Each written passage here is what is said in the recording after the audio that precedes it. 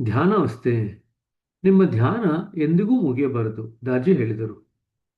ದೀರ್ಘ ಮೌನವನ್ನು ಮುರಿಯುತ್ತಾ ಅವರ ಶಬ್ದಗಳು ತೂರಿ ಬಂದವು. ಹಾಗೆಂದು ನೀವು ಪುನಃ ಧ್ಯಾನ ಮಾಡುವುದಿಲ್ಲವೆಂದು ಅರ್ಥವಲ್ಲ, ಅವರು ಮುಂದುವರಿಸಿದರು. ನೀವು ಇಡೀ ದಿನ ಧ್ಯಾನದಲ್ಲಿ ಕುಳಿತಿರಲು ಸಾಧ್ಯವಿಲ್ಲ, ಆದರೆ ನಿಮ್ಮೆಲ್ಲ ಚಟುವಟಿಕೆಗಳಲ್ಲಿಯೂ ನೀವು ಧ್ಯಾನಾವಸ್ಥೆಯಲ್ಲಿ ಇರಬಹುದು. ನಿಮ್ಮ ಜೀವನವು ಕ್ರಿಯಾಶೀಲವಾಗಿ ಮತ್ತು ಮುಂದುವರಿಯುತ್ತಿರುವ ಧ್ಯಾನವಾಗುತ್ತದೆ. ನೋಡಿ, ಅದು ತೆರೆದ ಕಣ್ಣುಗಳಿಂದ ಮಾಡುವ ಧ್ಯಾನ. ನೀವು ಧ್ಯಾನಕ್ಕೆ ಕುಳಿತಿಲ್ಲ, ಆದರೆ ಧ್ಯಾನ ಮಾಡುತ್ತಿದ್ದೀರಿ. ನಿರಂತರವಾಗಿ ನಾವು ಧ್ಯಾನಾವಸ್ಥೆಯಲ್ಲಿ ಇರಬಹುದು. ತೆರೆದ ಕಣ್ಣಿನಿಂದ ಮಾಡತಕ್ಕಂಥ ಧ್ಯಾನ. ಧ್ಯಾನ ಕುಳಿತಿಲ್ಲದೆ ಇದ್ರೂ ಧ್ಯಾನ ಮಾಡ್ತಾ ಇರ್ತೀವಿ. ಇದು ಆಗ್ತಕ್ಕಂಥದ್ದು. ನಾವೊಂದು ನಿಮಗೆ ಪ್ರಶ್ನೆ ಕೇಳಿದ್ದೆ. ಧ್ಯಾನಸ್ಥ ಸ್ಥಿತಿ, ಪ್ರಾರ್ಥನಾಮಯ ಸ್ಥಿತಿ ಮತ್ತೆ ನಿರಂತರ ಸ್ಮರಣೆ, ಈ ಮೂರಲ್ಲೂ ಇರ್ತಕ್ಕಂಥ ವ್ಯತ್ಯಾಸ ಏನು ಅಂತ ಒಂದು ಪ್ರಶ್ನೆ ಕೇಳಿದ್ದೆ. ಅದಕ್ಕೆ ಇವಾಗ ನಾವು ಓದ್ತಾ ಓದ್ತಾ ಕೆಲವು ಉತ್ತರಗಳು ಬರಬಹುದು, ಅದನ್ನು ಅನ್ಲೈನ್ ಮಾಡಿಕೊಳ್ಳ್ರಿ. ನಿಮ್ಮೆಲ್ಲ ಚಟುವಟಿಕೆಗಳಿಗೂ ನೀವು ಧ್ಯಾನಾವಸ್ಥೆಯಲ್ಲಿ ಇರಬಹುದು. ನಿಮ್ಮ ಜೀವನವು ಕ್ರಿಯಾಶೀಲ ಮತ್ತು ಮುಂದುವರೆಯುತ್ತಿರುವ ಧ್ಯಾನವಾಗುತ್ತದೆ. ಭಾರತದಲ್ಲಿ ಬ್ರಹ್ಮನ್ ಎಂಬ ಕಲ್ಪನೆ ಇದೆ. ಸಾಂಪ್ರದಾಯಿಕವಾಗಿ ಬ್ರಹ್ಮವು ಭಗವಂತನಿಗೆ ಸದೃಶವಾಗಿದೆ. ಅದನ್ನು ಪರಮ ಸತ್ಯವೆಂದು ಪರಿಗಣಿಸಲಾಗಿದೆ. ಪರತತ್ವ ಅಥವಾ ನೀವೇನೆಂದು ಕರೆಯುವಿರೋ ಅದು. ಆದರೂ ಈ ಶಬ್ದ ಉತ್ಪತ್ತಿಯ ಮೂಲ ಚಿಂತಿಸಿದರೆ ಬೇರೆಯದೇ ಅರ್ಥ ಅನಾವರಣಗೊಳ್ಳುತ್ತದೆ. ಬ್ರಹ್ಮನ್ ಪದವು ಎರಡು ಸಂಸ್ಕೃತ ಪದಗಳಿಂದ ಆಗಿವೆ, ಬ್ರೂಹ್ ಮತ್ತು ಮನ್. ಬ್ರೂಹ್ ಎಂದರೆ ವಿಸ್ತಾರ ಮತ್ತು ಮನ್ ಎಂದರೆ ಚಿಂತನೆ ಮಾಡು ಎಂದು. ಅಂದರೆ ಅಕ್ಷರಶಃ ಬ್ರಹ್ಮನ್ ಎಂದರೆ ಯಾವುದು ವಿಸ್ತಾರಗೊಳ್ಳುತ್ತದೆಯೋ ಮತ್ತು ಯಾವುದು ಚಿಂತಿಸುತ್ತದೆಯೋ ಅದು. ನಾವೀಗ ಕ್ಷಣಕಾಲ ತಡೆಯೋಣ. ನಾನು ಪ್ರಜ್ಞೆಯನ್ನು ಹೇಗೆ ಬೃಹತ್ ವೃತ್ತದಂತೆ ವಿವರಿಸಿದ್ದೇನೆಂದು ನೆನಪಿದೆಯೇ? ಜ್ಞಾಪಕ ಇದೆಯಾ? ಬ್ರೂಹ್ಮನ್, ಬ್ರಹ್ಮನ್ ಅಂದ್ರೆ ಬ್ರೂಹಮನ್. ಬ್ರೂಹ್ ಅಂದ್ರೆ ವಿಸ್ತಾರ, ಮನ್ ಅಂದ್ರೆ ಚಿಂತನೆ ಮಾಡ್ತಕ್ಕಂಥದ್ದು, ವಿವೇಚನೆಯಿಂದ ಚಿಂತನೆ ಮಾಡ್ತಕ್ಕಂಥದ್ದು, ಅದು ಮನ್. ಈಗ ಪ್ರಜ್ಞೆ ಬಗ್ಗೆ ಹೇಳ್ತಿದ್ದಾರೆ. ಪ್ರಜ್ಞೆ ಹೇಗೆ ವಿಸ್ತಾರ ಆಗುತ್ತೆ ಅಂತ, ವರ್ತುಲಾಕಾರ ಅಂತ ನಾವು ಒಂದು ಸರ್ಕಲ್ ಬರೆದಿದ್ವಲ್ಲ, ಜ್ಞಾಪಕ ಇದೆಯಾ?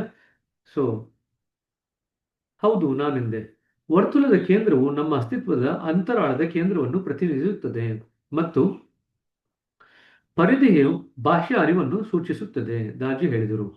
ಪ್ರಜ್ಞೆ ಎರಡೂ ದಿಕ್ಕಿನಲ್ಲಿ, ಕೇಂದ್ರದೆಡೆಗೆ ಮತ್ತು ಪರಿಧಿಯೆಡೆಗೆ ಒಂದೇ ಕಾಲಕ್ಕೆ ವಿಸ್ತರಿಸುವ ಸಮಯ ಬರುತ್ತದೆ. ಅದೇ ನಿಜವಾದ ಅರ್ಥದಲ್ಲಿ ಬ್ರಹ್ಮನ್ ಆಗುತ್ತದೆ. ಅದು ವಿಸ್ತಾರ. ಪ್ರಜ್ಞೆ ಕೇಂದ್ರದ ಕಡೆಗೂ ಬೆಳೀತಾ ಇದೆ ಮತ್ತೆ ಪರಿಧಿಯೆಡೆಗೂ ಬೆಳೀತಾ ಇದೆ. ಆವಾಗ ಅದು ಬ್ರಹ್ಮನ್ನ ವಿಸ್ತಾರ.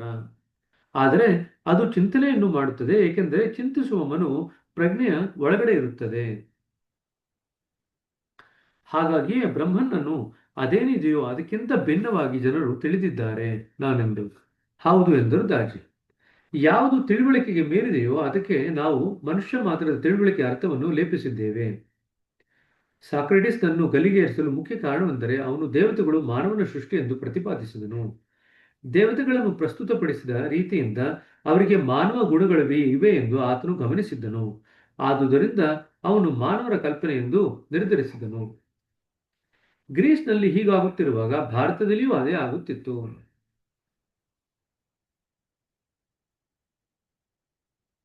ವಾಸ್ತವದಲ್ಲಿ ಈಗಲೂ ಅದೇ ಆಗುತ್ತಿದೆ. ಭಾರತದಲ್ಲಷ್ಟೇ ಆಗುತ್ತಿಲ್ಲ. ಮನುಷ್ಯ ಸ್ವಭಾವದ ವೈಚಿತ್ರ್ಯವೆಂದರೆ ನಾವು ದೇವರನ್ನು ಸೇರಿಸಿ ಎಲ್ಲದಕ್ಕೂ ಮಾನವ ಗುಣಗಳನ್ನು ನೀಡುತ್ತೇವೆ.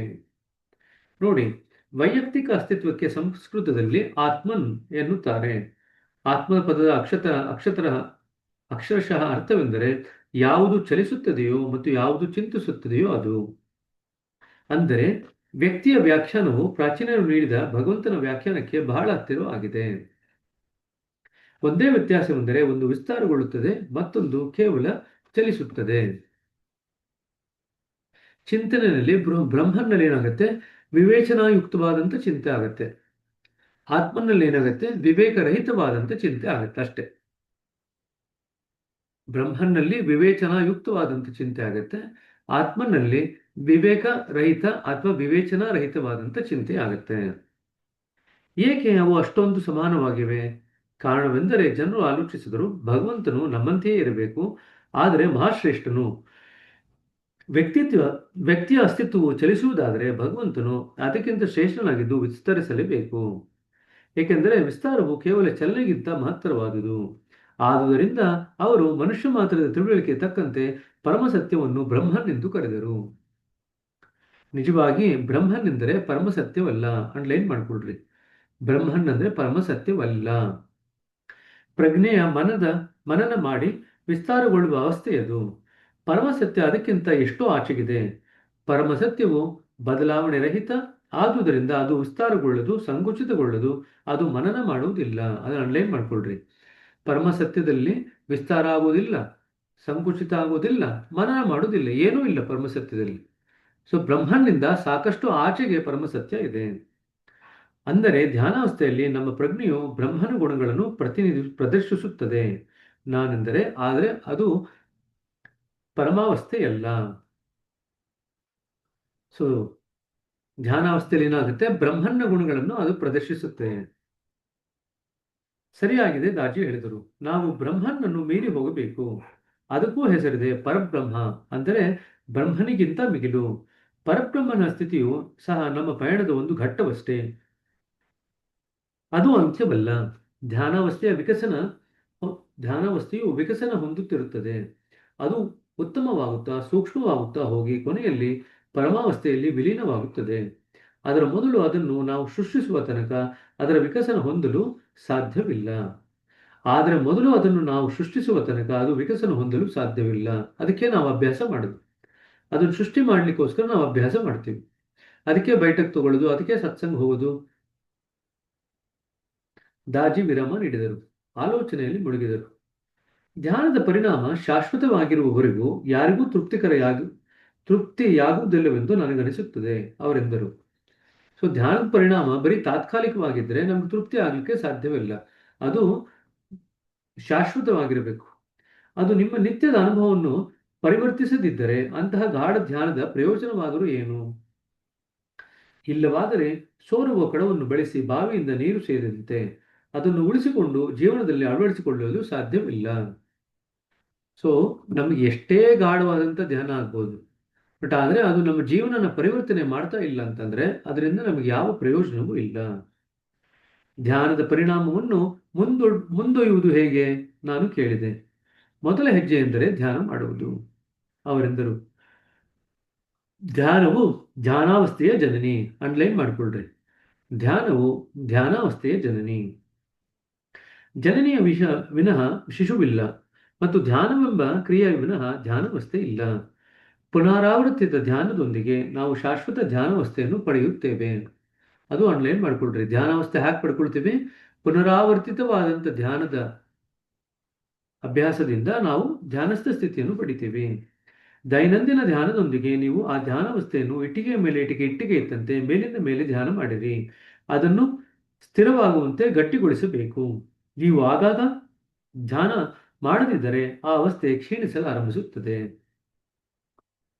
ಆಗ ಅದನ್ನು ಮರುಸೃಷ್ಟಿಸಬೇಕಾಗುತ್ತದೆ ನಾನೆಂದೆ. ಹೌದು ಎಂದರು ದಾಜಿ. ಅದು ಪ್ರತಿನಿತ್ಯ ನೀರು ಮತ್ತು ಸೂರ್ಯರಶ್ಮಿ ಬೇಕಾಗುವ ಗಿಡವಿದ್ದಂತೆ. ಅದನ್ನು ನಿರ್ಲಕ್ಷಿಸಿದರೆ ಅದಕ್ಕೆ ಮರುಜೀವ ಕೊಡುತ್ತಿರಬೇಕಾಗುತ್ತದೆ. ಅದಕ್ಕೆ ಮರುಜೀವ ಯಾವಾಗಲೂ ಪದೇ ಪದೇ ಕೊಡ್ತಾ ಇದ್ರೆ ಅದು ಬೆಳೆಯೋದಾದ್ರೂ ಹೇಗೆ? ಅದಕ್ಕೆ ದಿನಾ ನೀವು ನೀರು ಹಾಕ್ತಾ ಇದ್ರೆ, ದಿನಾ ಸ್ವಲ್ಪ ಮಟ್ಟಿಗೆ ಗೊಬ್ಬರ ಹಾಕ್ತಾ ಇದ್ರೆ, ಅದಕ್ಕೆ ದಿನಾ ಸೂರ್ಯನ ಕಿರಣಗಳು ಬಿಡ್ತಾ ಇದ್ರೆ ಗಿಡ ಚೆನ್ನಾಗಿ ಬೆಳೆಯುತ್ತೆ. ಅದಕ್ಕೆ ನೀವು ಆವಾಗವಾಗ ಮರುಜೀವ ಕೊಡ್ಬೇಕಂತಂದ್ರೆ ಹೇಗೆ? ಅದು ಬೆಳಿಲಿಕ್ಕೆ ಅವಕಾಶನೇ ಆಗಲ್ಲ. ಆದರೆ ಧ್ಯಾನ ಮಾಡಿದರಷ್ಟೇ ಸಾಲದು. ಧ್ಯಾನಸ್ಥ ಪ್ರಜ್ಞೆಯನ್ನು ಜಾಗೃತ ಪ್ರಜ್ಞೆಯೊಳಗೆ ತರಬೇಕು. ಅಂಡರ್ಲೈನ್ ಮಾಡ್ಕೊಳ್ರಿ. ಧ್ಯಾನ ಮಾಡಿದ್ಮೇಲೆ ಧ್ಯಾನಸ್ಥ ಪ್ರಜ್ಞೆ ಇದೆಯಲ್ಲ, ಅದನ್ನು ನಾವು ಜಾಗೃತ ಪ್ರಜ್ಞೆಯೊಳಗೆ ತರಬೇಕು. ಅದು ಧ್ಯಾನವಾದ ನಂತರದ ಕ್ಷಣಗಳಲ್ಲಿ ನಾವು ಹೇಗೆ ನಡೆದುಕೊಳ್ಳುತ್ತೇವೆ ಎಂಬುದರ ಮೇಲೆ ನಿರ್ಧರಿತವಾಗುತ್ತದೆ. ನೂತನ ಧ್ಯಾನಾವಸ್ಥೆಯು ಹಸಿ ಸಿಮೆಂಟಿನಂತೆ. ದಿನದಲ್ಲಿ ಅದನ್ನು ಮುಂದಕ್ಕೊಯ್ಯುವ ಮುನ್ನ ಸ್ಥಿರಗೊಳ್ಳಲು ಅದಕ್ಕೆ ಕೊಂಚ ಸಮಯದ ಅಗತ್ಯವಿರುತ್ತದೆ. ಧ್ಯಾನ ಮುಗಿದ ಕ್ಷಣವೇ ನೀವು ಕುರ್ಚಿಯಿಂದ ನೆಗೆದು ನಿಂತರೆ ಧ್ಯಾನಾವಸ್ಥೆಯ ಪ್ರಜ್ಞೆ ಹಾನಿಗೊಳಗಾಗುತ್ತದೆ. ಅದನ್ನು ಬಿಸಾಡದಂತೆಯೇ ಸರಿ. ಅದು ಹೇಗೆಂದರೆ ಶ್ರಮವಹಿಸಿ ಕೆಲಸ ಮಾಡಿ ಅದನ್ನು ಕಸದ ತೊಟ್ಟಿಗೆ ಬಿಸಾಡಿದಂತೇನೆ. ನೀವು ಹಾಗೆ ಮಾಡುವುದಾದರೆ ಧ್ಯಾನ ಮಾಡುವುದಾದರೂ ಏಕೆ? ಸೊ ಧ್ಯಾನದಲ್ಲಿ ನಾವೇನು ಕಳಿಸ್ಕೊಂಡಿರ್ತೀವಿ ಆ ಧ್ಯಾನಸ್ಥ ಪ್ರಜ್ಞೆಯನ್ನ ನಮ್ಮ ಎಚ್ಚರಿಕೆಯ ಪ್ರಜ್ಞೆ ಒಳಗಡೆ ನಾವು ಮಿಲನ ಮಾಡಿದ್ರೆ ಅದರಲ್ಲಿರ್ತಕ್ಕಂಥ ಸ್ಥಿತಿ ನಮಗೆ ಕರಗತ ಆಗತ್ತೆ. ಹಾಗಾದರೆ ನೀವೇನನ್ನು ಸೂಚಿಸುವಿರಿ? ಹಾಗಾದ್ರೆ ಧ್ಯಾನ ಆದ್ಮೇಲೆ ಏನ್ ಮಾಡ್ಬೇಕು ಅಂತ ಹೇಳ್ತೀರಿ ಅಂತ ಕೇಳ್ತಾರೆ ಜೋಶಪ್ ಪಲಕ್. ಧ್ಯಾನದ ನಂತರ ನಿಮ್ಮ ಕಣ್ಣುಗಳನ್ನು ಬಹಳ ನಿಧಾನವಾಗಿ ತೆರೆಯಿರಿ. ಇದು ಕೇಳ್ಬೋದು, ಧ್ಯಾನದ ನಂತರ ನೀವು ಧ್ಯಾನಾವಸ್ಥೆಯನ್ನ ಹೇಗೆ ತಂದುಕೊಳ್ತೀರಾ, ಹೇಗೆ ಕಾಪಾಡ್ಕೊಳ್ತೀರಾ ಅಂತ ಅವಾಗ ಇದು ಬರಿಬೇಕಾಗ್ತದೆ. ಧ್ಯಾನದ ನಂತರ ನಿಮ್ಮ ಕಣ್ಣುಗಳನ್ನು ಬಹಳ ನಿಧಾನವಾಗಿ ತೆರೆಯಿರಿ ಅವರೆಂದರು. ನಂತರ ಕೆಲವು ನಿಮಿಷಗಳ ಕಾಲ ಧ್ಯಾನದಲ್ಲಿ ಇರಿ, ಆದರೆ ಕಣ್ಣುಗಳು ಅರೆ ತೆರೆದಿರಲಿ. ಇದು ಬಹಳ ಮುಖ್ಯವಾದುದು. ಆ ಕೆಲವು ನಿಮಿಷಗಳಲ್ಲಿ ನೀವು ಇಂದು ಮಾಡಿದುದೇನೆಂದು ಎಂಬುದನ್ನು ಆಲೋಚಿಸುವುದಿಲ್ಲ, ನಿಮ್ಮ ದೂರವಾಣಿಯನ್ನು ಸಂದೇಶವನ್ನು ನೋಡಿದುವಿಲ್ಲ. ನೀವು ಇನ್ನೂ ಧ್ಯಾನ ಮಾಡುತ್ತಿರುತ್ತೀರಿ, ಆದರೆ ಅರೆ ಕಣ್ಣಿನಿಂದ ಧ್ಯಾನ ಮಾಡುತ್ತಿರುತ್ತೀರಿ. ನಿಮ್ಮ ಸುತ್ತಲಿನ ಪರಿಸರದಲ್ಲಿ ನಿಮ್ಮ ಉಪಸ್ಥಿತಿಯು ಸಂಪೂರ್ಣ ಅರಿವಿಗೆ ಬರುವವರೆಗೂ ಕೆಲ ನಿಮಿಷಗಳ ಕಾಲ ಹಾಗೆಯೇ ಇರಿ. ಸೊ ಸುತ್ತಮುತ್ತಲು ಏನಾಗ್ತಿದೆ ಅಂತ ನಿಮ್ಮ ಅರಿವಿಗೆ ಬರುವವರೆಗೂ ಕೂಡ ಕೆಲ ನಿಮಿಷಗಳು ಹಾಗೆ ಇರಿ. ಆದರೂ ಸಹ ನಿಧಾನವಾಗಿ ಅಲುಗಾಡಿರಿ, ಸ್ಥಿರವಾಗಿರಿ, ಧ್ಯಾನಸ್ಥರಂತಿರಿ. ಧಕ್ಕೆಯಾಗುವಂತಹ ಏನನ್ನೂ ಮಾಡಬೇಡಿ. ಆಳವಾದ ನೀರಿನಲ್ಲಿ ಮುಳುಗಿದವ ನೀರಿನ ಆಳದಿಂದ ನಿಧಾನವಾಗಿ ಮೇಲಕ್ಕೆ ಬಂದಂತಿರಬೇಕು. ಯಾವುದಕ್ಕೂ ಅವಸರ ಬೇಡ. ಧ್ಯಾನವಾದ ಕೂಡಲೇ ನೀರನ್ನು ಕುಡಿಯಬಾರದು. ಸೊ ನೀರಿನ ಆಳಕ್ಕೆ ಯಾರಾದರೂ ಡೈವ್ ಮಾಡಿದ್ರೆ ಅಲ್ಲಿಂದ ನೀರಿನ ಆಳದಿಂದ ನಿಧಾನವಾಗಿ ಮೇಲೆ ಬರಬೇಕು. ಬೇಗ ಮೇಲೆ ಬಂದ್ಬಿಡ್ತು ಅಂದ್ರೆ ಅವ್ರ ಜೀವಕ್ಕೆ ತೊಂದರೆ ಆಗುತ್ತೆ. ಅರ್ಥ ಆಯ್ತಾ? ಅದೇ ರೀತಿಯಾಗಿ ಧ್ಯಾನದಿಂದ ನಾವು ನಿಧಾನವಾಗಿ ಹೊರಗಡೆ ಬರಬೇಕು. ಸಾಮಾನ್ಯವಾಗಿ ನಾವು ಎಷ್ಟೋ ಕಡೆ ಹೋದಾಗ ಧ್ಯಾನ ಮಾಡಿಸಿದಾಗ ಏನ್ ಮಾಡ್ತಾರೆ ಅಂದ್ರೆ, ಧ್ಯಾನ ಮುಗಿತು ಅಂತ ಹೇಳಿದ ತಕ್ಷಣನೇ ಜೋರ ಕೈ ಅಲ್ಲಾಡಿಸ್ತಾರೆ, ಕೈ ಉಜ್ಜುತ್ತಾರೆ. ಆ ಕೈ ಉಜ್ಜಿದ್ರೆ ನಿಮ್ಮ ಧ್ಯಾನಸ್ಥ ಸ್ಥಿತಿ ಎಗರೋಗುತ್ತೆ. ನೀವು ಅಷ್ಟೆಲ್ಲ ಕಷ್ಟಪಟ್ಟು ಒಂದಿಷ್ಟು ಧ್ಯಾನಸ್ಥ ಸ್ಥಿತಿಗೆ ಅಂತ ಹೋಗಿರ್ತೀರ, ಧ್ಯಾನಸ್ಥ ಪ್ರಜ್ಞೆಯನ್ನು ಪಡ್ಕೊಂಡಿರ್ತೀರ, ನೀವು ಮಾಡ್ತಕ್ಕಂಥ ಆ ಕ್ರಿಯೆಯಿಂದ ಅದು ಎಗರು ಹೋಗುತ್ತೆ, ಕಳ್ಕೊಂಡ್ಬಿಡ್ತೀರ. ಹಾಗಾಗಿ ಧ್ಯಾನ ಮಾಡೋದು ಮಾತ್ರ ಮುಖ್ಯ ಅಲ್ಲ, ಧ್ಯಾನ ಮಾಡಿದ ಮೇಲೆ ಅದರಿಂದ ಹೇಗೆ ನಿಧಾನಕ್ಕೆ ಹೊರಗಡೆ ಬರಬೇಕು ಪ್ರಪಂಚಕ್ಕೆ, ಅದು ಕೂಡ ಅಷ್ಟೇ ಮುಖ್ಯ. ಸರಿನಾ? ಸೊ ಏನ್ ಮಾಡ್ತೀರಾ, ಧ್ಯಾನ ಮುಗಿದ ಮೇಲೆ ಅರೆ ಕಣ್ಣಿನಿಂದ ಇನ್ನು ಧ್ಯಾನದ ಸ್ಥಿತಿ ಕಡೆಗೆ ಗಮನ ಕೊಡ್ತಾ ಇರ್ತೀರಾ. ನಿಧಾನವಾಗಿ ಹೊರಗಡೆ ಇರ್ತಕ್ಕಂಥ ವಿಚಾರಗಳೆಲ್ಲ ನಿಮ್ಮ ಅರಿವಿಗೆ ಬರುವಂಗೆ ಮಾಡ್ಕೊಳ್ತೀರಾ. ಸೊ ಎರಡೂ ಮಾಡ್ತಾ ಇದ್ದೀರಾ. ಸ್ಥಿರವಾಗಿರ್ತೀರಾ, ಧ್ಯಾನದಲ್ಲಿ ಇರ್ತೀರಾ, ಅಲುಗಾಡಲ್ಲ ಜಾಸ್ತಿ. ಧಕ್ಕೆ ಆಗುವಂತ ಏನನ್ನೂ ಮಾಡಲ್ಲ, ನೀರನ್ನು ಸಹ ಕುಡಿಯಲ್ಲ. ಅದಕ್ಕೆ ನಾನು ಕೇಳಿದೆ, ಯಾರದಾದರೂ ಮನಸ್ಥಿತಿ ಸರಿ ಇಲ್ಲದಿದ್ದರೆ ನೀರು ಕುಡಿಯುವುದರಿಂದ ಶಾಂತರಾಗುತ್ತಾರೆ, ದಾಜಿ ಹೇಳಿದರು. ಅಂದರೆ ನೀರು ನಮ್ಮ ಆಂತರಿಕ ಸ್ಥಿತಿಯನ್ನು ಬದಲಾಯಿಸಬಲ್ಲದೆಂದು ತಿಳಿಯುತ್ತದೆ. ಯಾರಿಗಾದರೂ ಅವರ ಮನಸ್ಥಿತಿ ಕೆಟ್ಟಾಗ ಅದು ಒಳ್ಳೆಯದಿರಬಹುದು, ಆದರೆ ಧ್ಯಾನ ನಂತರ ನಮಗೆ ಸ್ಥಿತಿ ಕಾಯ್ದುಕೊಳ್ಳಬೇಕಿದೆ, ನಮಗೆ ಅದು ಬದಲಾಗುವುದು ಬೇಡವಾಗಿದೆ. ಹಾಗಾಗಿ ಕೆಲವು ನಿಮಿಷಗಳ ಕಾಲ ನೀರನ್ನು ಕುಡಿಯುವುದನ್ನು ತಡೆಯಬೇಕು. ಇದೇ ರೀತಿ ಧ್ಯಾನ ಮುಗಿದ ಮೇಲೆ ಫ್ಯಾನಿನ ಗಾಳಿ ನೇರವಾಗಿ ಬೀಸುತ್ತಿದ್ದಾಗ ಧ್ಯಾನ ಮಾಡಿದರೆ ಅದನ್ನು ಕೆಲ ಕಾಲ ಹಾಗೆಯೇ ಬಿಡಬೇಕು. ಅದನ್ನು ಕೂಡಲೇ ನಿಲ್ಲಿಸಬಾರದು. ಅದು ನಿಂತಿದ್ದರೆ ನಿಂತೇ ಇರಲಿ. ಈ ಧ್ಯಾನಾವಸ್ಥೆಯನ್ನು ಭದ್ರಗೊಳಿಸುವವರೆಗೂ ಅದನ್ನು ಕಲುಕುವ ಯಾವುದನ್ನೂ ನಾವು ಮಾಡಬಾರದು. ನೀರು ಕುಡಿಬಾರದು, ಫ್ಯಾನ್ ಆನ್ ಆಗಿದ್ರೆ ಆನ್ ಆಗಿರಲಿ, ಆಫ್ ಆಗಿದ್ರೆ ಆಫ್ ಆಗಿರಲಿ. ಈ ಮೊದಲಿನ ಕೆಲವು ನಿಮಿಷಗಳು ಅತಿ ಮುಖ್ಯ. ಅವು ನಿಮ್ಮ ಇಡೀ ದಿನವು ಹೇಗಿರಬೇಕೆಂಬುದನ್ನು ನಿರ್ಧರಿಸುತ್ತದೆ. ಆ ನಿಮಿಷಗಳಲ್ಲಿ ಏನಾಗುತ್ತದೆ ಎಂದು ಅವು ಅಷ್ಟು ಮುಖ್ಯವಾಗಿವೆಯೇ? ನಾನು ಕೇಳಿದೆ. ನಿಮ್ಮ ಧ್ಯಾನಾವಸ್ಥೆಯ ಪ್ರಜ್ಞೆ ನಿಮ್ಮ ಸಾಮಾನ್ಯ ಜಾಗೃತ ಸ್ಥಿತಿಯೊಡನೆ ವಿಲೀನಗೊಳ್ಳುತ್ತದೆ. ಸೊ ಆ ಸಮಯದಲ್ಲಿ ಏನಾಗುತ್ತೆ, ಮೊದಲ 3ರಿಂದ 5 ನಿಮಿಷ ಏನಿದೆಯಲ್ಲ, ಆವಾಗ ಧ್ಯಾನಾವಸ್ಥ ಪ್ರಜ್ಞೆ ಏನಿದೆ ಅದು ನಮ್ಮ ಎಚ್ಚರಿಕೆಯ ಪ್ರಜ್ಞೆ ಏನಿದೆ ಅದರ ಜೊತೆಗೆ ವಿಲೀನವಾಗುತ್ತೆ. ಸಾಮಾನ್ಯ ಜಾಗೃತಿ ಸ್ಥಿತಿಯ ಪ್ರಜ್ಞೆಯೊಂದಿಗೆ ವಿಲೀನವಾಗುತ್ತದೆ, ದಾಜಿ ಹೇಳಿದರು. ತೆರೆದ ಕಣ್ಣುಗಳಿಂದ ಧ್ಯಾನ ಮಾಡಲು ಕೇವಲ ಕೆಲವು ನಿಮಿಷಗಳಲ್ಲಿ ಕಳೆಯುವುದರಿಂದ ನೀವು ಜಾಗೃತ ಸ್ಥಿತಿಗೆ ಹೊಂದಿಕೊಳ್ಳುತ್ತಿದ್ದಂತೆ ನಿಮ್ಮ ಪ್ರಜ್ಞೆ ಧ್ಯಾನಸ್ಥವಾಗಿರುತ್ತದೆ. ಕಣ್ಣು ತೆಗೆದು ಧ್ಯಾನ ಮಾಡ್ತಾ ಇರೋದ್ರಿಂದ, ಅರೆ ಕಣ್ಣು ತೆಗೆದು ಧ್ಯಾನ ಮಾಡ್ತಾ ಇರೋದ್ರಿಂದ ನೀವು ಜಾಗೃತ ಅವಸ್ಥೆಗೆ ಹೊಂದ್ಕೊಳ್ತಾ ಇದ್ದೀರಾ. ಜೊತೆಯಾಗಿ ಒಳಗಡೆ ಆ ಧ್ಯಾನಸ್ಥ ಪ್ರಜ್ಞೆ ನಮ್ಮ ಜಾಗೃತ ಪ್ರಜ್ಞೆ ಜೊತೆಗೆ ಹೊಂದ್ಕೊಳ್ಳಿಕ್ಕೆ ಅವಕಾಶ ಮಾಡಿಕೊಡ್ತಾ ಇದ್ದೀರಾ. ಸೊ ನಿಮ್ಮ ಪ್ರಜ್ಞೆ ಇವಾಗ ಧ್ಯಾನಸ್ಥವಾಗಿರುತ್ತದೆ. ಕ್ಷಣಕಾಲಗಳ ನಂತರ ಎರಡೂ ಸ್ಥಿತಿಗಳು ಜೊತೆಗೂಡುತ್ತವೆ. ನೀವು ಆಂತರಿಕವಾಗಿ ಮಗ್ನವಾಗಿರುತ್ತೀರಿ ಹಾಗೂ ಸುತ್ತಲ ವಾತಾವರಣಕ್ಕೂ ಸಂಪೂರ್ಣವಾಗಿ ಜಾಗೃತರಾಗಿರುವಿರಿ. ಇದು ಧ್ಯಾನದ ಕ್ರಿಯೆಯನ್ನು ಧ್ಯಾನಾವಸ್ಥೆಗೆ ಮಾರ್ಪಡಿಸುವ ಒಂದು ಅಂಶವಾಗಿದೆ. ಇದು ಪ್ರಶ್ನೆ ಬರುತ್ತೆ, ಧ್ಯಾನಸ್ಥ ಧ್ಯಾನದ ಕ್ರಿಯೆಯನ್ನು ಧ್ಯಾನಸ್ಥ ಧ್ಯಾನಾವಸ್ಥೆಗೆ ಮಾರ್ಪಡಿಸುವ ವಿಧಾನ ಹೇಗೆ ಅಂತ ಪ್ರಶ್ನೆ ಕೇಳ್ತಾರೆ. ಅವಾಗ ಇದನ್ನು ಬರಿಬೇಕು. ಈ ಪ್ಯಾರಾಗ್ರಾಫ್ ಇದೆಯಲ್ಲ, 105ನೇ ಪುಟ, ಇದರಲ್ಲಿ ಇರತಕ್ಕಂಥದ್ದನ್ನ ಬರಿಬೇಕಾಗುತ್ತೆ. ಇದು ಅರ್ಥ ಆಯ್ತಲ್ವಾ?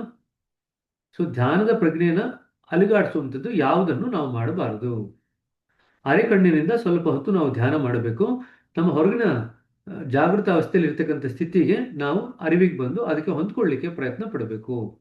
ಆದರೂ ಕೂಡ ಧ್ಯಾನದಲ್ಲಿ ನಾವು ಯಾವ ಸ್ಥಿತಿ ಪಡ್ಕೊಂಡಿರ್ತೀವಿ ಅದ್ರ ಕಡೆಗೆ ನಾವು ಗಮನ ಕೊಡ್ತಾ ಇರ್ತೀವಿ. ಕ್ಷಣಕಾಲ ಆದ್ಮೇಲೆ ಏನಾಗುತ್ತೆ, ಧ್ಯಾನಸ್ಥ ಪ್ರಜ್ಞೆ ನಮ್ಮ ಜಾಗೃತ ಪ್ರಜ್ಞೆಯೊಳಗೆ ನಿಧಾನಕ್ಕೆ ಒಂದಕ್ಕೊಂದು ಸೇರ್ಕೊಳ್ಳುತ್ತೆ. ಆವಾಗ ನಾವು ಹೊರಗಡೆನೂ ಮಗ್ನರಾಗಿರ್ತೀವಿ, ಒಳಗಡೆನೂ ಮಗ್ನರಾಗಿರ್ತೀವಿ, ಆದ್ರೆ ಹೊರಗಡೆ ಜಾಗೃತರಾಗಿರ್ತೀವಿ. ಇದು ಧ್ಯಾನದ ಕ್ರಿಯೆಯನ್ನು ಧ್ಯಾನಾವಸ್ಥೆಗೆ ಮಾರ್ಪಡಿಸುವ ಒಂದು ಅಂಶವಾಗಿದೆ. ನಾವು ಧ್ಯಾನ ಮಾಡುವಾಗ ನಾವು ಹೊಸ ಆಂತರಿಕ ಅವಸ್ಥೆಗಳನ್ನು ಪಡೆದುಕೊಳ್ಳುತ್ತೇವೆ. ಅವಸ್ಥೆಯನ್ನು ಪಡೆದುಕೊಳ್ಳುವುದು ಹೊಸ ಮನೆಯ ಕರಾರು ಪತ್ರಕ್ಕೆ ಸಹಿ ಮಾಡಿದಂತೆ. ನೀವು ಅಲ್ಲಿ ವಾಸವಾಗಿರಬಹುದು, ಆದರೆ ಆ ಮನೆ ನಿಮ್ಮದೆಂಬ ಅರ್ಥವಲ್ಲ. ನೀವು ಅದರ ಮಾಲೀಕರಾಗಿಲ್ಲದಿದ್ದರೆ ಅಲ್ಲಿ ಶಾಶ್ವತವಾಗಿ ವಾಸಿಸಬಹುದೇ? ಈ ಅವಸ್ಥೆಗಳನ್ನು ನಮ್ಮದಾಗಿಸಿಕೊಳ್ಳಲು ನಾವು ಯಾವುದಾದರೂ ಒಂದು ಮಾರ್ಗವನ್ನು ಕಂಡುಹಿಡಿಯಬೇಕು. ಇಲ್ಲವಾದರೆ ಮುಷ್ಟಿಯಲ್ಲಿ ನೀರನ್ನು ಹಿಡಿಯಲು ಪ್ರಯತ್ನಿಸಿದಂತಾಗುತ್ತದೆ. ಅದು ಸುಮ್ಮನೆ ನಿಮ್ಮ ಕೈ ಬೆರಳುಗಳ ಸಂಧಿಯಿಂದ ಜಾರಿ ಹೋಗುತ್ತದೆ. ಒಂದು ಅವಸ್ಥೆಯ ಸ್ವಂತವನ್ನಾಗಿ ಮಾಡಿಕೊಳ್ಳಲು ಸಾಧಿಸುವ ಅತ್ಯುತ್ತಮ ಮಾರ್ಗವೇನು? ಇವಾಗ ಹೇಗೆ ನಮ್ಮ ಒಂದು ಅವಸ್ಥೆ ಏನು ಬರುತ್ತೆ ಅಥವಾ ಒಂದು ಸ್ಥಿತಿ ಏನು ಬರುತ್ತೆ ಅದನ್ನು ಹೇಗೆ ಶಾಶ್ವತ ಮಾಡಿಕೊಳ್ಳೋದು? ಈಗ AEIOU ಬಗ್ಗೆ ಮಾತಾಡ್ತಾ ಇದ್ದಾರೆ ದಾರ್ಜಿ ಅವರು. ಮೊದಲನೇ ಹೆಜ್ಜೆ ಎಂದರೆ ನಮಗೆ ಅವಸ್ಥೆಯ ಅರಿವು ಮೂಡಿಸಿಕೊಳ್ಳುವುದು. ಅದು ಅಕ್ವೈರಿಂಗ್ ದ ಕಂಡೀಷನ್. ಅವಸ್ಥೆಯ ಅರಿವನ್ನು ಮೂಡಿಸಿಕೊಳ್ಳುವುದು. ನಾವು ಏನನ್ನೋ ಪಡೆದಿದ್ದೇವೆಂಬ ಅರಿವು ನಮ್ಮಲ್ಲಿರಬೇಕು. ಧ್ಯಾನ ಮುಗಿದ ತಕ್ಷಣ ಸಮಯ ಈ ಅರಿವನ್ನು ಬೆಳೆಸಿಕೊಳ್ಳಲು ಅತ್ಯುತ್ತಮ. ಧ್ಯಾನ ಮುಗಿದ ನಂತರ ಸುಮ್ಮನೆ ನಿಮ್ಮನ್ನು ನೀವು ಗಮನಿಸಿರಿ. ನಿಮ್ಮನ್ನು ನೀವು ಸೂಕ್ಷ್ಮವಾಗಿ ಗಮನಿಸಿರಿ. ನಿಮಗೆ ಹೇಗನಿಸುತ್ತದೆ? ನಮ್ಮ ಸ್ಥಿತಿ ಅನೇಕ ರೀತಿಗಳಲ್ಲಿ ಪ್ರಕಟಗೊಳ್ಳಬಹುದು. ದಿನಚರಿ ಅತ್ಯಂತ ಉಪಯುಕ್ತವಾದ ಸಾಧನ, ಏಕೆಂದರೆ ನಿಮ್ಮ ಸ್ಥಿತಿಯ ಬಗೆಗೆ ಬರೆಯಬೇಕೆಂದರೆ ನೀವು ಅದನ್ನು ಸಹಜವಾಗಿಯೇ ಗಮನಿಸುತ್ತೀರಿ. ಡೈರಿ ರೈಟಿಂಗ್ ಅದಕ್ಕೆ ಇಂಪಾರ್ಟೆಂಟ್. ಡೈರಿ ಬರೆದಾಗ ನೀವು ಅದರಲ್ಲಿ ಬರಿಬೇಕಂತಂದ್ರೆ ನೀವು ನೋಡ್ಕೊಂಡ್ರೆ ಮಾತ್ರ ಬರೀಲಿಕ್ಕಾಗೋದು, ಇಲ್ದರೆ ಏನು ಬರೀತೀರಾ ಡೈರಿನಲ್ಲಿ? ಅದಕ್ಕೆ ದಿನಚರಿ ಬಹಳ ಉಪಯುಕ್ತವಾದಂಥ ಸಾಧನ ನಮ್ಮ ಸೂಕ್ಷ್ಮತೆ ಬೆಳೆಸ್ಕೊಳ್ಳಿಕ್ಕೆ. ಧ್ಯಾನ ಮುಗಿದ ತಕ್ಷಣದ ಸಮಯ ಈ ಅರಿವನ್ನು ಬೆಳೆಸಿಕೊಳ್ಳಲು ಅತ್ಯುತ್ತಮ.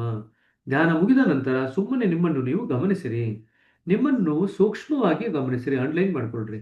ನಿಮ್ಮನ್ನು ನೀವು ಸೂಕ್ಷ್ಮವಾಗಿ ಗಮನಿಸಿರಿ. ನಿಮಗೆ ಹೇಗೆ ಅನಿಸುತ್ತದೆ? ನಿಮ್ಮ ಸ್ಥಿತಿ ಅನೇಕ ರೀತಿಗಳಲ್ಲಿ ಪ್ರಕಟಗೊಳ್ಳಬಹುದು.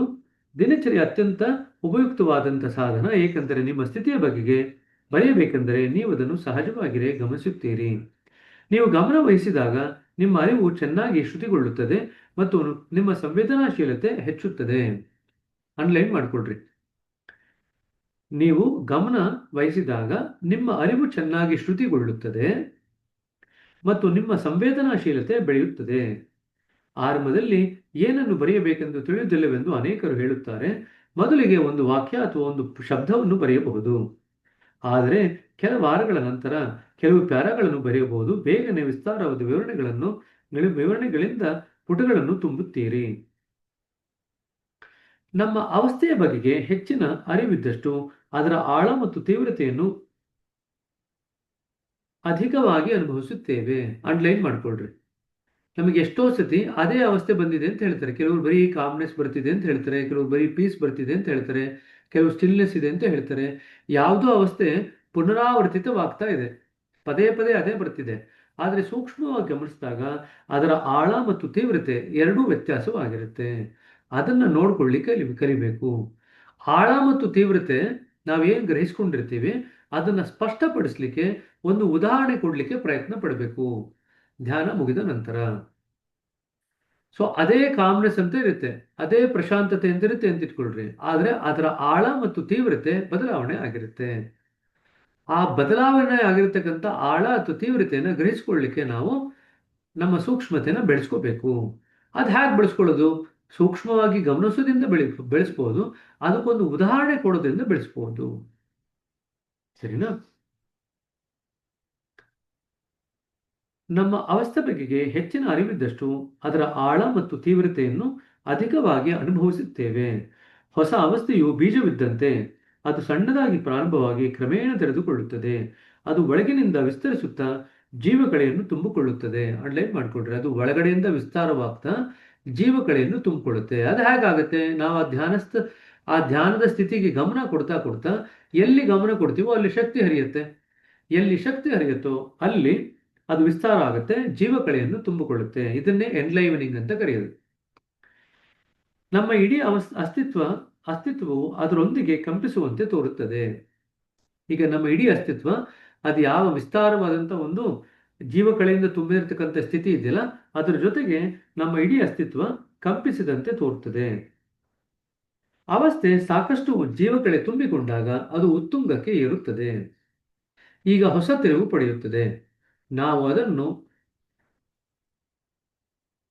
ಅಂತರ್ಗತವಾಗಿಸಲು ಪ್ರಾರಂಭಿಸುತ್ತೇವೆ. ಇದು ಮೂರನೇದು, ಇಂಬೈಬಿಂಗ್. ಐ ಇದೆಯಲ್ಲ, ಐ ಅಂದ್ರೆ ಇಂಬೈಬಿಂಗ್. ಇಂಬೈಬಿಂಗ್ ಅಂದ್ರೆ ಅಂತರ್ಗತಗೊಳಿಸೋದು. ಜೀವಕಳೆ ತುಂಬಿಕೊಂಡು ಅದು ಉತ್ತುಂಗ ಶಿಖರಕ್ಕೆ ಏರುತ್ತೆ. ಅದಾದ್ಮೇಲೆ ನಾವು ಅದನ್ನ ಅಂತರ್ಗತಗೊಳಿಸ್ಲಿಕ್ಕೆ ಶುರು ಮಾಡ್ತೀವಿ. ಅದನ್ನು ನಾವು ಮೈಗೂಡಿಸಿಕೊಳ್ಳುತ್ತೇವೆ. ಅಂಡರ್ಲೈನ್ ಮಾಡ್ಕೊಳ್ರಿ. ಇಂಬೈಬಿಂಗ್ ಅಂದ್ರೆ ಅದನ್ನ ನಾವು ಮೈಗೂಡಿಸಿಕೊಳ್ತೇವೆ. ಅದು ನಮ್ಮ ಭಾಗವಾಗತೊಡಗುತ್ತದೆ. ಅದು ನಮ್ಮದೇ ಭಾಗವಾದ ನಂತರ ನಮ್ಮ ವಿಚಾರಗಳು, ಭಾವನೆಗಳು ಮತ್ತು ಕ್ರಿಯೆಗಳು ಅದರ ನಿಶ್ಚಿತ ಗುಣಗಳನ್ನು ಫಲಿಸಲು ಪ್ರಾರಂಭಿಸುತ್ತವೆ. ಸೊ ಇಂಬೈಬಿಂಗ್ ಆಗ್ಬೇಕಾದ್ರೆ ಏನಾಗುತ್ತೆ? ನಮ್ಮ ವಿಚಾರಗಳು, ಭಾವನೆಗಳು ಮತ್ತು ಕ್ರಿಯೆಗಳು ಅದರ ನಿಶ್ಚಿತ ಗುಣಗಳನ್ನು ಪ್ರತಿಫಲಿಸಲು ಪ್ರಾರಂಭಿಸುತ್ತದೆ. ಈ ಪ್ರಕ್ರಿಯೆ ಒಂದು ಆಸಕ್ತಿದಾಯಕ ಸಂಗತಿ ಎಂದರೆ ನಾವು ಅವಸ್ಥೆಯನ್ನು ಮೈಗೂಡಿಸಿಕೊಂಡಷ್ಟು ಅದರ ತೀವ್ರತೆ ಕಡಿಮೆ ಆಗುತ್ತದೆ. ಅಂಡರ್ಲೈನ್ ಮಾಡ್ಕೊಳ್ರಿ. ನಾವು ಅವಸ್ಥೆನ ಎಷ್ಟರ ಮಟ್ಟಿಗೆ ನಮ್ಮಲ್ಲಿ ನಾವು ಮೈಗೂಡಿಸ್ಕೊಳ್ತೀವೋ ಅಷ್ಟೇ ಅದರ ತೀವ್ರತೆ ಕಡಿಮೆ ಆಗುತ್ತೆ. ಅದರ ಅನುಭವ ಕ್ಷೀಣಿಸತೊಡಗುತ್ತದೆ. ಅಂತಿಮವಾಗಿ ನಾವು ಅದನ್ನು ಅನುಭವಿಸುವುದು ನಿಲ್ಲುತ್ತದೆ. ನಂತರ ನಾವು ಅದನ್ನು ಕಳೆದುಕೊಂಡೆವೆಂದು ಭಾವಿಸಬಹುದು. ಆದರೆ ನಿಮ್ಮನ್ನು ನೀವು ಸೂಕ್ಷ್ಮವಾಗಿ ಪರಿಶೀಲಿಸಿಕೊಂಡರೆ ಅದು ಹೋಗಿಲ್ಲವೆಂದು ತಿಳಿಯುತ್ತದೆ. ಅದನ್ನು ಅನುಭವಿಸುವ ಬದಲು ನೀವು ಅದೇ ಆಗುತ್ತಿದ್ದೀರಿ.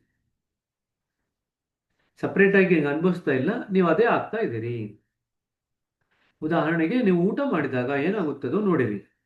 ಮೊದಲಿಗೆ ಆಹಾರವು ನಿಮ್ಮ ಉದರದಲ್ಲಿರುವುದು ನಿಮಗೆ ತಿಳಿಯುತ್ತದೆ. ಆದರೆ ಆಹಾರವು ಜೀರ್ಣವಾದಂತೆ ಅದನ್ನು ನಿಮ್ಮ ದೇಹದಲ್ಲಿ ಕಾಣಲಾರಿರಿ.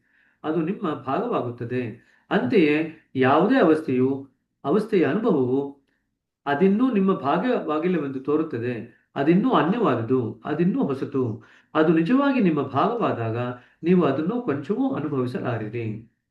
ಬಾಬೂಜಿ ಅವರು ಹೇಳಿದಂತೆ, ಕಣ್ಣು ತನ್ನನ್ನು ತಾನು ನೋಡಿಕೊಳ್ಳಲಾಗದು. ಅದು ತಾನಾಗಿದೆ ನಾನೆಂದೆ. ಖಂಡಿತ, ದಾಜಿ ಹೇಳಿದರು. ಆ ಸಂದರ್ಭದಲ್ಲಿ ಅವಸ್ಥೆ ನಿಜವಾಗಿ ಸುರಕ್ಷಿತವಾಗಿರುತ್ತದೆ. ಅದೀಗ ನಿಮ್ಮದು. ಅಷ್ಟೇನೂ ಅನುಭವವಿಲ್ಲದ ಈ ಸ್ಥಿತಿಯಲ್ಲಿ ಇರುತ್ತೆ. ನಿಮ್ಮ ಹೃದಯ ಹೊಸತನ್ನು ಬಯಸುತ್ತದೆ. ಈ ಹಂಬಲವೇ ಮುಂದಿನ ಅವಸ್ಥೆಯನ್ನು ಪ್ರಚೋದಿಸುತ್ತದೆ. ಸೊ ಈಗ ಪೂರ್ತಿ ಮೈಗೂಡಿಸ್ಕೊಂಡು ಆ ಅವಸ್ಥೆಯನ್ನು ಪೂರ್ತಿ ನಾವು ಹೀರ್ಕೊಂಡ್ಬಿಟ್ಟಾಗ ಆ ಅವಸ್ಥೆ ಹೊರಟೋಗುತ್ತೆ, ಮಾಯವಾಗಿ ಹೋಗುತ್ತೆ, ನಮ್ಮ ಅನುಭವಕ್ಕೆ ಇನ್ನು ಬರಲ್ಲ. ತದನಂತರ ಏನಾಗುತ್ತೆ? ಮತ್ತೆ ಹೃದಯದಲ್ಲಿ ಹಂಬಲ ಬರುತ್ತೆ. ಮತ್ತೆ ಮುಂದಿನ ಅವಸ್ಥೆಗೆ ನಮ್ಮ ಹೃದಯ ಅಣಿಯಾಗತ್ತೆ. ಪುನಃ ಇಡೀ ಚಕ್ರವು ಪುನರಾವರ್ತಿತವಾಗುತ್ತದೆ. ನಾನು ಹೇಳಿದೆ. ಹೌದು ಎಂದರು ದಾಜಿ. ಅವಸ್ಥೆಯು ಜೀವಕಳೆ ತುಂಬಿಕೊಳ್ಳುವುದು, ಮೈಗೂಡಿಸಿಕೊಳ್ಳುವುದು ಮತ್ತು ಅದನ್ನು ಸುರಕ್ಷಿತಗೊಳಿಸುವುದು. ಈ ಪ್ರಕ್ರಿಯೆ ನಮ್ಮ ಸಹಜ ಸ್ವಭಾವವಾಗಬೇಕು. ಎಷ್ಟಾದರೂ ಈ ಯಾತ್ರೆಯಲ್ಲಿ ಹಾದು ಹೋಗುವ ಅನೇಕ ಅವಸ್ಥೆಗಳಿವೆ. ನಾವು ಮುನ್ನಡೆದಂತೆ ಪ್ರತಿ ಅವಸ್ಥೆಯು ಹಿಂದಿನಕ್ಕಿಂತ ಉತ್ತಮವೂ ಸೂಕ್ಷ್ಮವಾಗಿಯೂ ಇರುತ್ತದೆ. ಅಂಡರ್ಲೈನ್ ಮಾಡ್ಕೊಳ್ರಿ. ನಾವು ಮುನ್ನಡೆದಂತೆ ಪ್ರತಿ ಅವಸ್ಥೆಯು ಹಿಂದಿನಕ್ಕಿಂತ ಉತ್ತಮವೂ ಸೂಕ್ಷ್ಮವೂ ಆಗಿರುತ್ತದೆ. ನಮ್ಮ ಗ್ರಹಣ ಶಕ್ತಿ ನಿರಂತರವಾಗಿ ಉತ್ತಮಗೊಳ್ಳುತ್ತಾ ಹೋಗುವವರೆಗೂ ಈ ಅತಿ ಸೂಕ್ಷ್ಮ ಅವಸ್ಥೆಗಳು ನಮ್ಮಿಂದ ಸಂಪೂರ್ಣವಾಗಿ ತಪ್ಪಿಸಿಕೊಳ್ಳುತ್ತದೆ. ನಮ್ಮ ಗ್ರಹಣ ಶಕ್ತಿ ನಿರಂತರವಾಗಿ ಉತ್ತಮಗೊಳ್ಳುತ್ತಾ ಹೋಗುವವರೆಗೂ ಈ ಅತಿ ಸೂಕ್ಷ್ಮ ಅವಸ್ಥೆಗಳು ನಮ್ಮಿಂದ ಸಂಪೂರ್ಣವಾಗಿ ತಪ್ಪಿಸಿಕೊಳ್ಳುತ್ತದೆ. ಅಂದ್ರೆ ನಮ್ಮ ಗ್ರಹಣ ಶಕ್ತಿ ಕೂಡ ಅವಸ್ಥೆ ಜೊತೆಯಾಗಿ ಬೆಳಿಬೇಕು. ಆಗ ನಾವು ಅವುಗಳೊಂದಿಗೆ ಒಂದಾಗುವುದರೊಂದಿಗೆ ಜೀವಕಳೆ ತುಂಬುವುದನ್ನಾಗಲಿ, ಮೈಗೂಡಿಸಿಕೊಳ್ಳುವುದನ್ನಾಗಲಿ, ಸುರಕ್ಷಿತಗೊಳಿಸುವುದನ್ನಾಗಲಿ ಮಾಡಲು ಅಸಮರ್ಥರಾಗುತ್ತೇವೆ. ಅದು ನಮಗೆ ಬೆಳಿಲಿಲ್ಲ ಅಂದ್ರೆ, ಯಾವುದು ನಮ್ಮ ಗ್ರಹಣ ಶಕ್ತಿ ನಿರಂತರವಾಗಿ ಬೆಳಿಲಿಲ್ಲ ಅಂತಂದ್ರೆ ಇದು ಯಾವುದು ನಾವು ಮಾಡ್ಲಿಕ್ಕಾಗಲ್ಲ. ನಾವು ನಮ್ಮ ಗ್ರಹಣ ಶಕ್ತಿಯನ್ನು ಹೇಗೆ ಸೂಕ್ಷ್ಮಗೊಳಿಸಿಕೊಳ್ಳಬೇಕು? ನಾನು ಕೇಳಿದೆ. ಅದು ಹೊಸ ಭಾಷೆಯನ್ನು ಕಲಿತಂತೆ, ದಾಜು ಹೇಳಿದರು. ಕ್ರಮೇಣವಾಗಿ ನಮ್ಮನ್ನು ನಾವು ಲಕ್ಷ್ಯ ಕೊಟ್ಟು ನೋಡಿಕೊಂಡಾಗ, ಪ್ರತಿ ಅವಸ್ಥೆ ಬಂದಂತೆ ಅದನ್ನು ಆಸ್ಥೆಯಿಂದ ಗಮನಿಸಿದಾಗ ನಾವು ಅದರಲ್ಲಿ ಪರಿಣಿತರಾಗುತ್ತೇವೆ. ಇದು ಅಂಡರ್ಲೈನ್ ಮಾಡಿಕೊಡ್ರಿ, ತುಂಬಾ ಜನ ಇದು ಒದ್ದಾಡ್ತಾರೆ. ಕ್ರಮೇಣವಾಗಿ ನಮ್ಮನ್ನು ನಾವು ಲಕ್ಷ್ಯ ಕೊಟ್ಟು ನೋಡಿಕೊಂಡಾಗ, ಪ್ರತಿ ಅವಸ್ಥೆ ಬಂದಂತೆ ಅದನ್ನು ಆಸ್ಥೆಯಿಂದ ಗಮನಿಸಿದಾಗ ನಾವು ಅದರಲ್ಲಿ ಪರಿಣಿತರಾಗುತ್ತೇವೆ. ಅದನ್ನು ಹೇಗೆ ಮಾಡುವುದೆಂದು ಅದಾಗಲೇ ನಾನು ನಿಮಗೆ ವಿವರಿಸಿದ್ದೇನೆ. ಆದರೆ ನಾವು ಈ ಅಭ್ಯಾಸವನ್ನು ಬೇಗನೆ ಬೆಳೆಸಿಕೊಳ್ಳುವುದು ಉತ್ತಮ. ಏಕೆಂದರೆ ಉನ್ನತ ಹಂತಗಳಲ್ಲಿ ಅವಸ್ಥೆಗಳು ಅದೆಷ್ಟು ಸೂಕ್ಷ್ಮವಾಗಿರುತ್ತವೆಂದರೆ ಅವುಗಳನ್ನು ಗ್ರಹಿಸುವುದು ಬಹುತೇಕ ಅಸಾಧ್ಯವಾಗುತ್ತದೆ. ನಾವು ಉನ್ನತ ಹಂತಕ್ಕೆ ಹೋದಾಗ ಅವಸ್ಥೆ ತುಂಬಾ ಸೂಕ್ಷ್ಮವಾಗಿರುತ್ತೆ. ಅವುಗಳನ್ನು ಗ್ರಹಿಸಲಿಲ್ಲವಾದರೆ ಅವು ಕುಂಠಿತಗೊಳ್ಳುತ್ತವೆ ಮತ್ತು ನಮಗೆ ಮುಂದುವರಿಯಲು ಸಾಧ್ಯವಾಗುವುದಿಲ್ಲ. ಆದರೂ ಯಾತ್ರೆ ಪಥದಲ್ಲಿ ನಿಮ್ಮ ಆಂತರಿಕ ಗ್ರಹಣ ಶಕ್ತಿಗಳನ್ನು ಹಂತ ಹಂತವಾಗಿ ಶ್ರುತಿಗೊಳಿಸಿದರೆ ಆ ಅತಿ ಸೂಕ್ಷ್ಮ ಅವಸ್ಥೆಗಳನ್ನು ನಿರ್ವಹಿಸಬಹುದು. ಅವುಗಳ ಮೂಲಕ ನೀವು ಮತ್ತಷ್ಟು ಸೂಕ್ಷ್ಮ ಅವಸ್ಥೆಗಳಿಗೆ ತಲುಪಿ ಕೊನೆಗೆ ಎಲ್ಲ ಅವಸ್ಥೆಗಳಿಗಿಂತ ಸೂಕ್ಷ್ಮವಾದ ಅವಸ್ಥೆರಹಿತ ಅವಸ್ಥೆಯನ್ನು ತಲುಪುವಿರಿ. ಸೊ ನಮ್ಮ ಗ್ರಹಣ ಶಕ್ತಿ ಕೂಡ ನಾವು ಬೆಳೆಸ್ತಾ ಹೋಗ್ಬೇಕು ಅಂತ ದಾಜಿಯವರು ಹೇಳ್ತಾ ಇದ್ದಾರೆ. ಸಾಮಾನ್ಯವಾಗಿ ಜೀವನದ ಆಗು ಹೋಗುಗಳಿಂದ ನಾವು ವಿಚಲಿತರಾಗುತ್ತೇವೆ. ನಾನೆಂದೆ, ಅಂತ ಸಮಯದಲ್ಲಿ ನಾವು ಧ್ಯಾನದಲ್ಲಿ ಸ್ವೀಕರಿಸಿದ ಅವಸ್ಥೆಯನ್ನು ಕಳೆದುಕೊಳ್ಳುತ್ತೇವೆ ಅನಿಸುತ್ತದೆ. ಮತ್ತೊಮ್ಮೆ ಧ್ಯಾನ ಮಾಡದೆ ಅದನ್ನು ಮರಳಿ ಪಡೆಯಬಹುದೇ? ಸೊ ಬೆಳಿಗ್ಗೆ ಧ್ಯಾನ ಮಾಡಿದಿರ, ಮಧ್ಯಾಹ್ನ ಅಷ್ಟೊತ್ತಿಗೆ ಸ್ಥಿತಿನ ಕಳ್ಕೊಂಡ್ಬಿಟ್ಟಿದ್ದಾರೆ. ಆಗ ಮತ್ತೆ ಅದನ್ನು ಪಡಿಲಿಕ್ಕೆ ಸಾಧ್ಯ ಇಲ್ಲ. ಮತ್ತೊಂದ್ಸತಿ ಧ್ಯಾನ ಮಾಡಿದಿರಾ, ಪಡಿಲಿಕ್ಕೆ ಸಾಧ್ಯ ಇದೆಯಾ ಅಂತ ಕೇಳ್ತಾ ಇದ್ದಾರೆ. ನೀವು ಮತ್ತೊಮ್ಮೆ ಧ್ಯಾನ ಮಾಡುವ ಅಗತ್ಯವಿಲ್ಲ, ದಾಜಿ ಹೇಳಿದರು. ಒಂದು ಕ್ಷಣ ನಿಲ್ಲಿ, ಕಣ್ಣುಗಳನ್ನು ಮುಚ್ಚಿಕೊಳ್ಳಿ ಮತ್ತು ಹೃದಯವನ್ನು ಮರುಸಂಪರ್ಕಿಸಿ. ತಾನಾಗಿಯೇ ನಿಮ್ಮ ಅವಸ್ಥೆ ಮರುಕಳಿಸುತ್ತದೆ. ಅಥವಾ ಪ್ರಜ್ಞಾಪೂರ್ವಕವಾಗಿ ಆ ಅವಸ್ಥೆ ಹೇಗಿತ್ತೆಂದು ನೆನಪಿಸಿಕೊಳ್ಳಿರಿ. ಅದನ್ನು ನೆನಪಿಸಿಕೊಳ್ಳುವುದರಿಂದ ನಾವು ಅದನ್ನು ಮರಿ ಸೃಷ್ಟಿಸುತ್ತೇವೆ. ಸೊ ಎರಡು ದಾರಿ ಹೇಳ್ತಾ ಇದ್ದಾರೆ. ಹೃದಯದ ಕಡೆಗೆ ನೋಡಿದಾಗ ಹೃದಯದಲ್ಲಿ ಅದಿರೋದು ಗೊತ್ತಾಗುತ್ತೆ. ಎರಡನೇದು, ನಾವು ಅದನ್ನು ಮರುಸೃಷ್ಟಿ ಮಾಡ್ಕೋಬಹುದು. ಹಾಗೆ ನಮ್ಮ ನೆನಪಿಗೆ, ಪ್ರಜ್ಞಾವಂತ ಸ್ಥಿತಿನಲ್ಲಿ ನೆನಪಿಗೆ ತಂದುಕೊಂಡು ಅದನ್ನು ಮರುಸೃಷ್ಟಿ ಮಾಡಬಹುದು. ಬೆಳಗ್ಗೆ ಗಾಢವಾದಂಥ ಧ್ಯಾನಕ್ಕಿಳಿಯಲು ನಿಮಗೆ 1 ಗಂಟೆ ಬೇಕಾಗಿದ್ದಿರಬಹುದು. ಆದರೆ ಈಗ ಕೆಲವು ಕ್ಷಣಗಳಲ್ಲಿ ನಿಮ್ಮನ್ನು ನೀವು ಸಮಾಧಿಯಸ್ತಿ ಹೊಸ್ತಿಲಲ್ಲಿ ಕಾಣಬಹುದು. 1 ಗಂಟೆಯ ಅವಧಿಯಲ್ಲಿ ಉತ್ಪತ್ತಿಯಾದ ಅವಸ್ಥೆಯನ್ನು ಕೆಲವೇ ಕ್ಷಣಗಳಲ್ಲಿ ಹೇಗೆ ಮರುಸೃಷ್ಟಿಸಬಹುದು? ನಾನು ಕೇಳಿದೆ. ನಿಮ್ಮ ಮುಂಜಾನೆಯ ಧ್ಯಾನದಿಂದ ನೀವು ಈಗಾಗಲೇ ಒಂದು ಹಾದಿಯನ್ನು ಸೃಷ್ಟಿಸಿದ್ದೀರಿ. ಅಂಡರ್ಲೈನ್ ಮಾಡಿಕೊಳ್ಳ್ರಿ. ಮುಂಜಾನೆ ಧ್ಯಾನ ಮಾಡಬೇಕಾದ್ರೆ ನೀವು ಆಳಕ್ಕೆ ಹೋಗ್ತಿರಲ್ಲ, ಆಳಕ್ಕೆ ಹೋಗ್ತಾ ಹೋಗ್ತಾ ಏನಾಗಿರುತ್ತೆ, ಒಂದು ಹಾದಿ ಸೃಷ್ಟಿ ಆಗಿರುತ್ತೆ. ಈಗ ಕಾಡಿದೆ ಅಂತ ಇಟ್ಕೊಳ್ರಿ. ಕಾಡಲ್ಲಿ ನಡೀತಾ ನಡೀತಾ ನೀವು ಕಾಡಿನಲ್ಲಿ ಒಂದು ಹಾದಿನ ಸೃಷ್ಟಿ ಮಾಡಿದ್ದೀರಾ. ಮುಂದಿನ ಸತಿ ಹೋಗ್ಬೇಕಾದ್ರೆ ನಿಮ್ಗೆ ಆಲ್ರೆಡಿ ಹಾದಿ ಇದೆ. ಈಗ ಹಾದಿ ಸಿದ್ಧವಾಗಿರುವಾಗ ನೀವು ಅದನ್ನು ಅನುಸರಿಸಬೇಕಷ್ಟೇ. ನೀವು ಕೇವಲ ಹೃದಯವನ್ನು ಕೇಳಿ ಅದು ಬರುತ್ತದೆ. ಹೆಚ್ಚು ಹೆಚ್ಚು ಧ್ಯಾನ ಮಾಡುತ್ತೀರೋ ಅದು ಅಷ್ಟೇ ಸುಲಭವಾಗುತ್ತದೆ. ಎಷ್ಟು ಹೆಚ್ಚು ಧ್ಯಾನ ಮಾಡುತ್ತೀರೋ ಅದು ಅಷ್ಟೇ ಸುಲಭವಾಗುತ್ತದೆ. ಸರಿನಾ? ಇಲ್ಲಿ ನಿಲ್ಲಿಸೋಣ ಅಂತ ಹೇಳಿದ್ರೆ, ಏನಾದ್ರು ಪ್ರಶ್ನೆಗಳಿದ್ರೆ ಕೇಳ್ರಿ. ಇದರಲ್ಲಿ 3 ಹೇಳಿದ ಸ್ಟೆಪ್ಪು AEIOU ಇದೆಯಲ್ಲ, ಅದರಲ್ಲಿ ಅಕ್ವೈರಿಂಗ್ ದ ಕಂಡೀಷನ್ ಹೇಳಿದ್ದಾರೆ, ಎನ್ಲೈವಿಂಗ್ ದ ಕಂಡೀಷನ್ ಹೇಳಿದ್ದಾರೆ, ಇಂಬೈಬಿಂಗ್ ದ ಕಂಡೀಷನ್ ಹೇಳಿದ್ದಾರೆ. ಅದಾದ್ಮೇಲೆ ನಾವು ನಮ್ಮ ಕಂಡೀಷನ್ನ ಸುರಕ್ಷಿತಗೊಳಿಸ್ಬಿಡ್ತೀವಿ ಅಂತ ಹೇಳ್ತಾರೆ. ಅದನ್ನ OU ಅಂತ ಹೇಳಿ ಮತ್ತಷ್ಟು ವಿಸ್ತಾರ ಮಾಡಿದ್ದಾರೆ ಮುಂದಕ್ಕೆ. O ಅಂತಂದ್ರೆ ನಾವು ಆ ಕಂಡೀಷನ್ ಜೊತೆ ಒಂದಾಗೋದು, ಆ ಸ್ಥಿತಿ ಜೊತೆ ಒಂದಾಗೋದು. ಬಟ್ ಆದ್ರೆ ಆ ಸ್ಥಿತಿ ಜೊತೆ ಒಂದಾದ ಮೇಲೂ ಕೂಡ ನಮಗೆ ಅರಿವಿರುತ್ತೆ, ಆ ಸ್ಥಿತಿ ಜೊತೆ ಒಂದಾಗಿದ್ದೀವಿ ಅಂತ. ನಾವು ಇದ್ದೀವಿ, ಆ ಸ್ಥಿತಿಯ ಅರಿವು ಇರುತ್ತೆ. ಅವಾಗ ಅದನ್ನ ಒನ್ನೆಸ್ ಅಂತ ಕರಿತೀವಿ. ಇನ್ನೂ ಮುಂದಕ್ಕೆ ಹೋಗ್ತಾ ಏನಾಗುತ್ತೆ, ಆ ಸ್ಥಿತಿ ನಮ್ಮಲ್ಲಿ ಪೂರ್ತಿ ಕರಗತ ಆದಾಗ ಆ ಸ್ಥಿತಿ ಮಾಯವಾಗಿ ಹೋಗ್ಬಿಡುತ್ತೆ. ಆ ಸ್ಥಿತಿ ಮಾಯವಾಗಿ ಹೋದ್ಮೇಲೆ ಅದನ್ನು ನಾವು ಯೂನಿಯನ್ ಅಂತ ಕರಿತೀವಿ, ಐಕ್ಯತೆ ಅಂತ ಕರಿತೀವಿ. ಸರಿನಾ? ಸರಿ, ಪುಷ್ಪ ಅವರೇ. ಬ್ರದರ್ ನಮಸ್ಕಾರ. ಬ್ರದರ್, ಇದು ಧ್ಯಾನಾವಸ್ಥೆಗೂ ಮತ್ತೆ AEIಗೂ ಎರಡೂ ಬೇರೆ ಬೇರೆ ಹೇಗಾಗತ್ತೆ? ಅಂದ್ರೆ ಅದನ್ನ ಉಳಿಸ್ಕೊಳ್ಳೋದೇ ಧ್ಯಾನಾವಸ್ಥೆ ಇದು, AEIನಲ್ಲೂ ಅದನ್ನೇ ಮಾಡೋದಲ್ವಾ ನಾವು? ಅದು ಎರಡು ಬೇರೆ ಬೇರೆನಾ ಅಥವಾ ಒಂದೇ? AEIOU ಮುಖಾಂತರ ನಾವು ಧ್ಯಾನಾವಸ್ಥೆಯನ್ನು ಪಡ್ಕೊಳ್ತೀವಿ. AEIOU ಮಾಡ್ಕೊಳ್ಳಿಲ್ಲ ಅಂತಂದ್ರೆ ನಾವು ಧ್ಯಾನಾವಸ್ಥೆ ಪಡಿಲಿಕ್ಕೆ ಆಗಲ್ಲ. ಸರಿನಾ? ನಾವು ಯಾವ ಹಂತದ ಪ್ರಜ್ಞೆಗೆ ಹೋಗಿರ್ತೀವಿ ಅದರಲ್ಲಿ ಇರತಕ್ಕಂಥ ಸ್ಥಿತಿನ ನಾವು AEIOU ಮಾಡ್ಕೊಳ್ತಾ ನಾವು ಕರಗತ ಮಾಡ್ಕೊಳ್ತೀವಿ. ನಾವು AEIOU ಮುಖಾಂತರ ನಾವು ಕರಗತ ಮಾಡ್ಕೊಂಡ್ಮೇಲೆ ಹಾಗಾದ್ರೆ ಯಾವ ಪ್ರಜ್ಞೆಯ ಸ್ಥಿತಿಲಿ ಇರ್ತೀವಿ, ಯಾವ ಆಳವಾದಂಥ ಪ್ರಜ್ಞೆಗೆ ನಾವು ಧ್ಯಾನದಲ್ಲಿ ಹೋಗಿರ್ತೀವೋ ಆ ಸ್ತರದ ಪ್ರಜ್ಞೆನಲ್ಲಿ ನಾವು ಬದ್ಧರಾಗಿರ್ತೀವಿ. ನಾವು AEIOU ಮಾಡ್ಕೊಳ್ಳಿಲ್ಲ ಅಂತಂದ್ರೆ ಏನಾಗುತ್ತೆ, ಆ ಧ್ಯಾನದಲ್ಲಿ ಒಂದು ಸ್ತರದ ಪ್ರಜ್ಞೆಗೆ ಹೋಗ್ತೀವಿ, ಅಲ್ಲಿ ಒಂದು ಸ್ಥಿತಿ ಬರುತ್ತೆ. ನಾವು AEIOU ಮಾಡ್ಕೊಳ್ಳಿಲ್ಲ ಅಂತಂದ್ರೆ ಮತ್ತೊಮ್ಮೆ ನಾವು ಆ ಪ್ರಜ್ಞೆಯಿಂದ ಹೊರಗಡೆ ಬಂದ್ಬಿಡ್ತೀವಿ. ಸೊ ಇನ್ ಬೇರೆ ರೀತಿ ನಾವು ಹೇಳೋದಾಯ್ತು ಅಂತಂದ್ರೆ AEIOU ಮಾಡ್ಕೊಳ್ಳೋದ್ರಿಂದ ನಾವು ಧ್ಯಾನಸ್ಥ ಸ್ಥಿತಿನಲ್ಲಿ ಇರಲಿಕ್ಕೆ ನಮಗೆ ಸಾಧ್ಯವಾಗುತ್ತೆ. ಅದ್ರಲ್ಲಿ ಬರ್ತಕ್ಕಂಥ ಸ್ಥಿತಿಗಳನ್ನ ಕರಗತ ಮಾಡ್ಕೊಳ್ಳಿಕ್ಕೆ ಸಾಧ್ಯವಾಗುತ್ತೆ. ಧ್ಯಾನದ ಕ್ರಿಯೆಯಿಂದ ಧ್ಯಾನಸ್ಥ ಸ್ಥಿತಿಗೆ ಹೇಗೆ ಹೋಗ್ಬೇಕು ಅಂತ ಹಿಂದಿನ ಪ್ಯಾರಾಗ್ರಾಫಲ್ಲಿ ಅವರು ವಿವರಣೆ ಕೊಟ್ಟಿದ್ದಾರೆ. ಅರೆಕ್ಷಣ ನಾವು ಕಣ್ಣುಗಳಿಂದ ತೆಗೆದು ನಮ್ಮ ಜಾಗೃತ ಅವಸ್ಥೆಯಲ್ಲಿ ಇರ್ತಕ್ಕಂಥ ವಿಚಾರಗಳೇನಿದೆ, ವಸ್ತುಗಳೇನಿದೆ, ಅದ್ರ ಬಗೆಗೆ ನಾವು ಜಾಗೃತಿ ಮೂಡಿಸ್ಕೋಬೇಕು. ಬಟ್ ಜೊತೆಯಾಗಿ ನಮ್ಮ ಗಮನನ ಹೃದಯದ ಕಡೆಗೂ ಕೊಡ್ತಾ ಇರಬೇಕು. ಆವಾಗ ನಾವು ಧ್ಯಾನ ಅವಸ್ಥೆಗೆ ಬರ್ತಾ ಇದ್ದೀವಿ. ಈಗ ಧ್ಯಾನ ಮೂರಾಯ್ತು. ಇವಾಗ ಧ್ಯಾನದ ಕ್ರಿಯೆ ಆಯಿತು, ನಂತರ ಧ್ಯಾನ ಅವಸ್ಥೆ ಆಯಿತು. ಧ್ಯಾನ ಅವಸ್ಥೆಯಿಂದ ನಾವು ಪಡೆದಿರ್ತಕ್ಕಂಥ ಸ್ಥಿತಿನ ಮುಂದಕ್ಕೆ ಹೋಗಿ AEIOU ಮಾಡ್ಕೊಳ್ತೀವಿ. ನೀವು ಅರ್ಧ ನಿಮಿಷದಲ್ಲಿ ಅಥವಾ 5 ನಿಮಿಷದಲ್ಲಿ AEIOU ಮಾಡ್ಕೊಳ್ಲಿಕ್ಕೆ ಆಗಲ್ಲ. AEIOU ಕಾಲ ಕಳೆದಂತೆ ಕೆಲವು ಗಂಟೆಗಳಲ್ಲಿ, ಕೆಲವು ದಿವಸಗಳಲ್ಲಿ ಆಗ್ತಕ್ಕಂಥ ಕ್ರಿಯೆ. ಬರೀ ಆ ಮೊದಲ 5 ನಿಮಿಷ ನೀವೇನು ಧ್ಯಾನದ ಕ್ರಿಯೆನ ಧ್ಯಾನಾವಸ್ಥೆಯಾಗಿ ಪರಿವರ್ತನೆ ಮಾಡ್ತೀರಲ್ಲ, ಅದು AEIOU ಆಗಲ್ಲ. ಧ್ಯಾನಾವಸ್ಥೆ ನಂತರ ನೀವು ಅದನ್ನೇ ಮುಂದುವರಿಸ್ಕೊಂಡು AEIOU ಮಾಡಿಕೊಂಡಾಗ ಆ ಧ್ಯಾನಾವಸ್ಥೆ ಸ್ಥಿತಿ ಹಾಗೆ ಮುಂದುವರಿಲಿಕ್ಕೆ ನೀವು ಅವಕಾಶ ಮಾಡಿಕೊಟ್ಟಂಗೆ ಆಗುತ್ತೆ. ಅರ್ಥ ಆಯ್ತಾ? ಸೊ ಮೊದಲು ಧ್ಯಾನದ ಕ್ರಿಯೆ, ನಂತರ ಅದರಿಂದ ಧ್ಯಾನಸ್ಥ ಸ್ಥಿತಿ ಪಡ್ಕೋಬೇಕು. ತದನಂತರ ಆ ಧ್ಯಾನಸ್ಥ ಸ್ಥಿತಿ ಪಡ್ಕೊಂಡ್ಮೇಲೆ ಆ ಸ್ಥಿತಿನ ನಾವು AEIOU ಮಾಡಿಕೊಂಡು ನಾವು ಮುಂದಿನ ಹಂತಕ್ಕೆ ಬೆಳಿಬೇಕು. ಇದು 3 ಸ್ಟೆಪ್ಪಲ್ಲಿ ಬೆಳಿತೀರ ನೀವು. ಸರಿನಾ? ಓಕೆ ಬ್ರದರ್, ಅರ್ಥ ಆಯ್ತು. Thank you.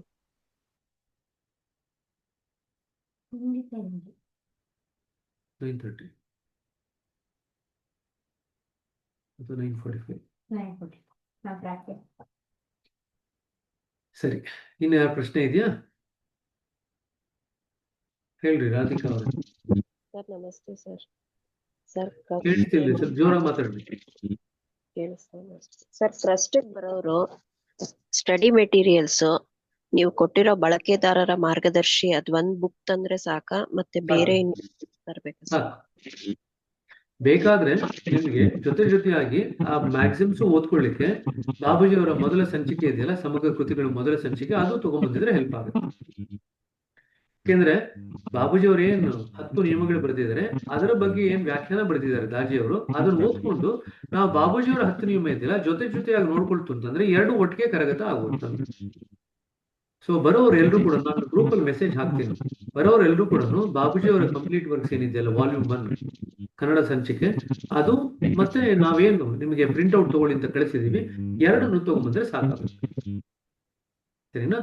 ಇನ್ನೂ ಸ್ವಲ್ಪ ಬೇಕು, ಇನ್ನೂ ಸ್ವಲ್ಪ ಕಲ್ತ್ಕೊಳ್ತೀನಿ ಅಂತಾದ್ರೆ ನೀವು ಹಾರ್ಟ್ಫುಲ್ನೆಸ್ ವೇ ಪುಸ್ತಕನೂ ತಗೊಂಡ್ಬರ್ಬೇಕು. ಕನ್ನಡದಲ್ಲಿ ಇವಾಗ ಏನು ಓದ್ತಾ ಇದೀವಲ್ಲ, ಎಷ್ಟೊಂದು ವಿಚಾರಗಳು ಹಾರ್ಟ್ಫುಲ್ನೆಸ್ ವೇನಲ್ಲೂ ಕೆಲವೆಲ್ಲ ಬರುತ್ತೆ. ಅದರಿಂದ ಕೂಡ ನಿಮಗೆ ಕೆಲವು ಸ್ಪಷ್ಟತೆ ದೊರಕತ್ತೆ.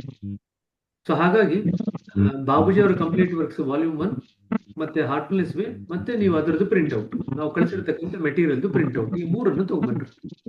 ಸರಿನಾ? ನಿಮ್ ಹೆಸರು ಬರ್ಕೊಂಡ್ಬಂದ್ರಿ, ಇಲ್ದ್ರೆ ಅದು ಎಲ್ಲ ಮಿಸ್ ಆದ್ರೆ ಕಷ್ಟ ಆಗುತ್ತೆ.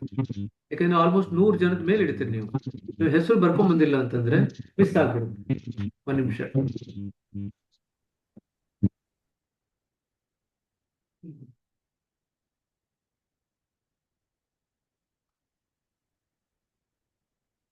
ಸರಿನಾ? ಈ 3 ಪುಸ್ತಕ ತಗೊಂಡ್ಬಂದ್ರಿ, ಸಹಾಯ ಆಗುತ್ತೆ. Especially at least complete works Babuji ಅವ್ರು ತಗೊಂಡ್ಬಂದ್ರೆ ಇನ್ನೂ ಸಹಾಯ ಆಗುತ್ತೆ.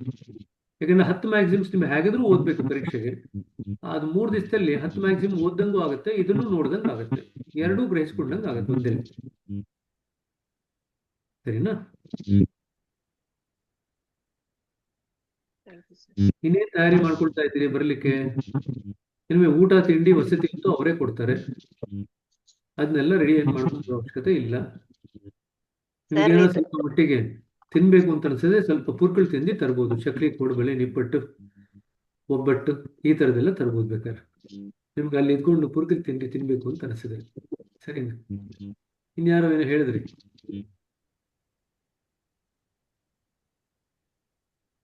ಇನ್ಯಾರೋ ಏನೋ ಹೇಳಿದ್ರ? ಇದು ನೀವು ಬುಕ್ ಕೊಟ್ಟಿರೋದು ಬಹಳ ಚೆನ್ನಾಗಿದೆ ಸರ್. ಇದು ಬಳಕೆದಾರರ ಮಾರ್ಗದರ್ಶಿ ಸೂತ್ರಗಳು. ಜಸ್ಟ್ ಅದ್ರ ಇನ್ನೂ ಆಳವಾಗಿ ಹೋಗೋದು, ಅದರಲ್ಲೇ ಸಾಕಷ್ಟು ವಿವರಣೆ ಇದೆ, ಬಟ್ ಆ ವಿವರಣೆಯಿಂದ ಇನ್ನೂ ಮುಂದಕ್ಕೆ ಹೋಗ್ಬೇಕು ನಾವು. ಹಾಗಾಗಿ ಬಾಬುಜಿ ಅವ್ರ ಪುಸ್ತಕ ತಗೊಂಬನ್ರಿ, ಸಹಾಯ ಆಗುತ್ತೆ. ಸರಿ, ನಾನು ನೀವು ಜ್ಞಾಪಿಸಿದ್ರೆ ಒಳ್ಳೇದಾಯ್ತು, ನಾನು ಮೆಸೇಜ್ ಹಾಕ್ತೀನಿ ಗ್ರೂಪಲ್ಲಿ, ಸರಿನಾ? ಸರ್ ನಮಸ್ತೆ. ಹೇಳ್ರಿ. ನಿಮಗೆ ರಿಜಿಸ್ಟ್ರೇಷನ್ ಮಾಡ್ಕೊಂಡು ಕೇಳಿದಾಗಿತ್ತು. ನೆಕ್ಸ್ಟ್ ಬ್ಯಾಚ್ ಇದೆಯಾ ಬಗ್ಗೆ ಕನ್ನಡದಲ್ಲಿ? ನೆಕ್ಸ್ಟ್ ಬ್ಯಾಚ್ ಸೆಪ್ಟೆಂಬರ್ ಅಲ್ಲಿ ಇರುತ್ತೆ ಕನ್ನಡದ್ದು. ಸೊ ಈ ಸತಿ ನಿಮ್ಗೆ ರಿಜಿಸ್ಟ್ರೇಷನ್ ಮಾಡ್ಲಿಕ್ಕೆ ಆಗಿಲ್ಲ ಅಂದ್ರೆ ಸೆಪ್ಟೆಂಬರ್ಗೆ ರಿಜಿಸ್ಟರ್ ಮಾಡ್ರಿ. ಅವಾಗ ಅಟೆಂಡ್ ಆಗ್ಬಹುದು ಅದ್ರದ್ದು? ಅಟೆಂಡ್ ಮಾಡ್ಬೋದು. ಹಾ, ಥ್ಯಾಂಕ್ ಯು. ಪ್ರತಿಭಾ ಏನೋ ಕೇಳ್ತಾ ಇದ್ರಿ. ಬ್ರದರ್, ಶ್ರೀ ರಾಮಚಂದ್ರ ಸಮಗ್ರ ಕೃತಿಗಳು ಬಾಬುಜಿಯವ್ರದ್ದು. ಈಗ ಬಳಕೆದಾರರ ಇದು ಕೊಟ್ಟಿರೋದು ದಾಜಿಯವರದ ಬ್ರದರ್. ಹೌದು, ಹಾ, ಬಾಬುಜಿಯವ್ರ 10 ನಿಮಿಷಗಳು ಏನ್ ಬರೆದಿದ್ದಾರೆ ಅದರದ್ದು ದಾಜಿ ಅವರ ವ್ಯಾಖ್ಯಾನ, ಅದು ನಾವು ಕೊಟ್ಟಿರೋದು ನಿಮ್ಗೆ. ಸೊ ಎರಡು ತಗೊಂಬಂದ್ರೆ ನಿಮ್ಗೆ ಎರಡಕ್ಕೂ ಜೊತೆಯಾಗಿ ಕಲ್ತ್ಕೋಬಹುದು. ಹಾ. ಇದನ್ನೆಲ್ಲ ಒಂದ್ ರೌಂಡ್ ಓದಿದೀವಿ ಬ್ರದರ್. 1 or 2 ರೌಂಡ್ಸ್ ಓದ್ಕೊಂಡು ನಮಗ್ ತಿಳಿದ ಮಟ್ಟಿಗೆ ಅರ್ಥ ಓದ್ಕೊಂಡ್ ಮಾಡ್ಕೊಂಡಿದೀವಿ. ಬಂತು ಅಂತಂದ್ರೆ ಇನ್ನೂ ಚೆನ್ನಾಗಿರುತ್ತೆ, ಆಳಕ್ಕೆ ಹೋಗ್ಬೋದು. ಹಾ, ಎಲ್ಲ ಅಲ್ಲೇ ಬಂದು ಮೊದಲ ಬಾರಿಗೆ ಓದ್ತು ಅಂತಂದ್ರೆ ಆಳಕ್ಕೆ ಹೋಗ್ಲಿಕ್ಕೆ ಸಾಧ್ಯ ಆಗಲ್ಲ. ಸೊ ಎಷ್ಟಾಗುತ್ತೋ ಅಷ್ಟು ಓದ್ಕೊಂಡ್ ಬನ್ನಿ, ಸರಿನಾ? ಹಾ, ಥ್ಯಾಂಕ್ ಯು ಬ್ರದರ್. ಮತ್ತೆ ಎಷ್ಟೊತ್ತಿಗೆ ಸ್ಟಾರ್ಟ್ ಆಗ್ಬೋದು ಈಗ ಹೊರಗಡೆಯಿಂದ ಬರೋರಿಗೆ? ರೀ, ಅದೆಲ್ಲ ಕಳಿಸಿದಾರಲ್ರಿ ನಿಮಗೆ ಮೆಸೇಜು, ಒಂದು ಇಮೇಲ್ ಅಥವಾ ಏನೋ ಮೆಸೇಜ್ ಬಂದ್ಬೇಕು ನೋಡ್ರಿ. ಅನಂತ ಪದ್ಮನಾಭ್ ಕಳಿಸಿದೀನಿ ಅಂತ ಹೇಳಿದ್ದಾರೆ. ಹಾ, 7:30 ಇರ್ಬೇಕು ಅಂತ. ಹಾ, ಬಂದಿರ್ಬೇಕಾದ್ರೆ ಮತ್ತೆ ಅದೇ ಪ್ರಶ್ನೆ ಯಾಕೆ ಕೇಳ್ತೀರಾ? ಆಲ್ರೆಡಿ ಅವ್ರು ಕಳಿಸಿದಾರಲ್ಲ ಎಲ್ರಿಗೂ. Okay, thank you. ಅಷ್ಟರೊಳಗಡೆ ಬರ್ಬೇಕು, ಸರಿನಾ? Thank you. 8 ಗಂಟೆಗೆ ಸತ್ಸಂಗ ಇದೆ ಅಂತ ಹೇಳಿದ್ದಾರೆ. 7:15 ಪ್ರಾಯಶಃ ತಿಂಡಿ ಇರುತ್ತೆ. 7:15 ನಂಗೆ ಜ್ಞಾಪಕ ಇರೋಂಗೆ ಕ್ರಿಸ್ಟಲ್ ತಿಂಡಿ ಇರುತ್ತೆ. ಅದು ಮುಗಿಸಿದ ತಕ್ಷಣ ಸತ್ಸಂಗ ಇಂದ ಕಾರ್ಯಕ್ರಮ ಶುರು ಆಗುತ್ತೆ, ಸರಿನಾ? ಸೊ 3 ದಿವಸ ಸ್ವಲ್ಪ ಮಟ್ಟಿಗೆ ಬಿಸಿನೇ ಇರ್ತೀರಾ ಅಂತ ಇಟ್ಕೊಳ್ರಿ. ಯಾಕಂದ್ರೆ 10 ಮ್ಯಾಕ್ಸಿಮಮ್ಸ್ ಕಂಪ್ಲೀಟ್ ಮಾಡ್ಬೇಕಲ್ಲ, 10 ನಿಮಿಷಗಳು ನಾವು ಓದಿ ಕಂಪ್ಲೀಟ್ ಮಾಡ್ಬೇಕಾದ್ರೆ ಸ್ವಲ್ಪ ಬಿಸಿ ಇರುತ್ತೆ, ಸರಿನಾ? ಸೊ ಹಾಗಾಗಿ ಕೆಲವರೆಲ್ಲ ಕೇಳಿದ್ರು ಮನೆಗೆ ಬಂದು ಹೋಗ್ಬೋದಾ ಅಂತ. ಮನೆಗೆ ಬಂದು ಹೋಗ್ಬೋದು, ಬಟ್ ಪ್ರಾಯಶಃ ಆಯಾಸವಾಗುತ್ತೆ. ಈಗ ಮನೆಗೆ ಸಾಯಂಕಾಲ 8 ಗಂಟೆ 9 ಗಂಟೆಗೆ ಬರ್ತೀರಾ ಅಂತ ಇಟ್ಕೊಳ್ರಿ. ಮತ್ತೆ ಬೆಳಗ್ಗೆ 6 ಗಂಟೆ ವಾಪಸ್ ಹೊರಟು ಬರ್ಬೇಕು. ಸೊ ಅಲ್ಲೇ ಇದ್ರೆ ಆರಾಮ್, ಸ್ವಲ್ಪ ಆಯಾಸ ಕಡಿಮೆ ಆಗುತ್ತೆ, ಸರಿನಾ? ಹಲೋ, ನಮಸ್ತೆ ಬ್ರದರ್. ಹೇಳ್ರಿ. ಬ್ರದರ್, ಅದು ನಮ್ಗೆ ಬುಕ್ ಸಿಕ್ಕಿಲ್ಲಲ್ಲ, ಬಳಕೆದಾರರ ಮಾರ್ಗದರ್ಶಿ.